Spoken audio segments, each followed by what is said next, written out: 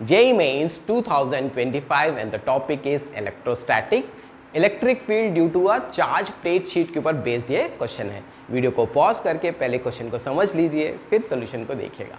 ठीक है, तो इस क्वेश्चन में हमारे पास एक बॉब दिया गया है जिसका मास है 100 मिलीग्राम और it is attached to a string जिसका लेंथ है 1 metre. Now this string and bob is brought near a plate जिसका सरफेस चार्ज डेंसिटी सिग्मा है और ये यहाँ पे 45 डिग्री का एंगल बनाता है। तो हमें सिग्मा की वैल्यू फाइंड करनी है।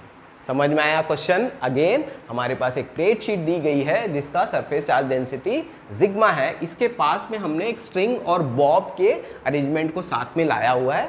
तो जैसे ही हम इसको ला रहे हैं तो it makes an angle of 45 degree. हमें इसको सिग्मा को फाइंड करना है। This whole system is in equilibrium. ठीक है, तो इक्विलिब्रियम का मतलब आप समझते हो कि नेट फोर्स आपका 0 होगा। तो ये हमारा क्वेश्चन है। तो हमें पता है कि किसी भी क्वेश्चन को सॉल्व करने के लिए कुछ बेसिक पहले पता होना चाहिए। पहले बेसिक्स और वो कॉन्सेप्ट को पहले समझ लीजिए, फिर आराम से क्वेश्चन सॉल्व हो जाएगा।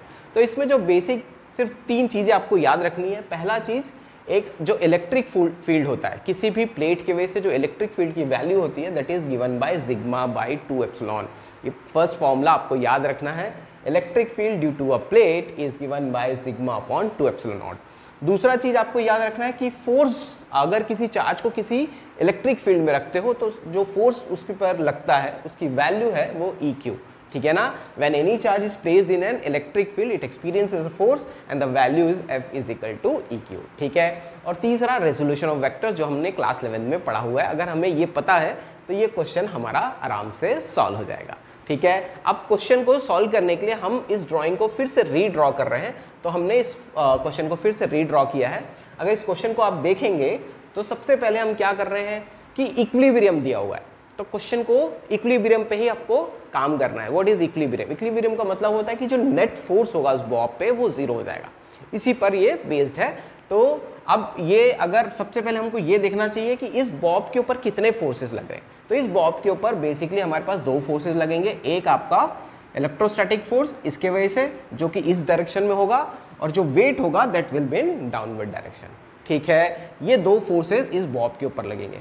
Now because it is attached with a string, तो स्ट्रिंग में भी टेंशन आएगा एंड टेंशन का डायरेक्शन होगा इस डायरेक्शन में, away from the contact, point of contact से अपोजिट में ये रहता है टेंशन।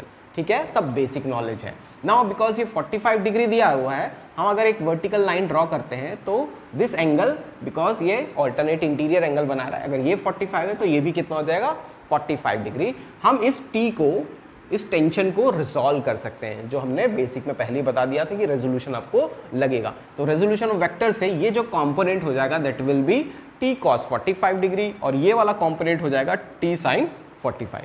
ठीक है, समझ आ गया? अगेन बिकॉज इक्विलिब्रियम में है तो नेट फोर्स 0 होना चाहिए। तो इस डायरेक्शन में हमारे पास 2 एक्ट कर रहे हैं force. This is T cos 45 जो कि अपवर्ड डायरेक्शन में काम कर रहा है और ये mg, तो दे मस्ट बी इक्वल। तो T cos 45 is equal to mg। Similarly ये दोनों फोर्सेस अपोजिट डायरेक्शन में काम कर रहे हैं, नेट फोर्स 0 है तो F is equal to T sin 45। अगर हम इसको 1 and 2 दे रहे हैं, if you divide 2 by 1, equation 2 by 1, what we gate?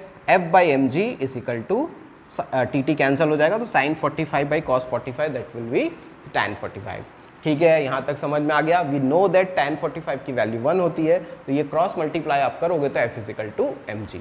आया समझ में? तो हमने इक्विलिब्रियम की जो कंडीशन से जो नेट फोर्स को 0 करके यहाँ तक पहुँच गए। Now coming to F, again हमको बेसिक पहले ही पता है कि जो भी चार्ज जब किसी इलेक्ट्रिक फील्ड में रखा जाता है तो उसके ऊपर एक फोर्स लगता है and that is given bye EQ। Now force will be EQ। तो अब E की वैल्यू हमें पता है। इस पर्टिकुलर केस में जो इलेक्ट्रिक फील्ड है ड्यू टू दिस प्लेट है, तो इसकी वैल्यू हमें पता है that is sigma upon 2 epsilon not. ठीक है, इसको यहाँ पे रख दिया आपने। नाउ F की वैल्यू यहाँ पे इक्वेट कर देंगे तो we will get sigma Q upon 2 epsilon naught mg। Cross multiply करो, Q को नीचे लेके आओ, तो हमको सिग्मा फाइंड करना है क्योंकि क्वेश्चन में सिग्मा ही फाइंड करना है।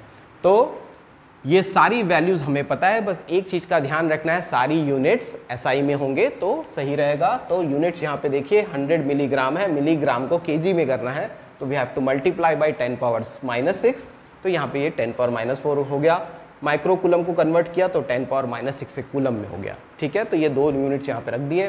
थोड़ा सा कैलकुलेशन करना है, कैलकुलेशन इजी से है। 10 के पावर्स को पहले सॉल्व करोगे तो दिस इज -16 और ये -6, तो ये हो जाएगा -10। ये 10 कैंसिल हो गया है, इन दोनों को मल्टीप्लाई करके वी गेट 17.6। नाउ अगर आप आंसर को देखेंगे, ऑप्शंस को देखेंगे तो उसमें आंसर नैनोमीटर्स में दिए हुए हैं। तो नैनोमीटर में अगर इनको कन्वर्ट करना चाहते हो तो पहले 10 पावर -10 है, तो हमने इसमें से एक डेसिमल को इधर लेके चला गया तो 1.76 हो गया, एंड ये हो गया 10 पावर -9। ठीक है, तो 10 power -9 is equal to nanometre. तो आंसर हो गया, फाइनल आंसर हो गया 1.76 नैनोमीटर। तो ये यूनिट्स का भी ध्यान रखिएगा। बहुत बार आप पूरा क्वेश्चन सॉल्व करने के बाद अगर यूनिट्स में गलती करेंगे तो आपके 4 नंबर चले जाएंगे।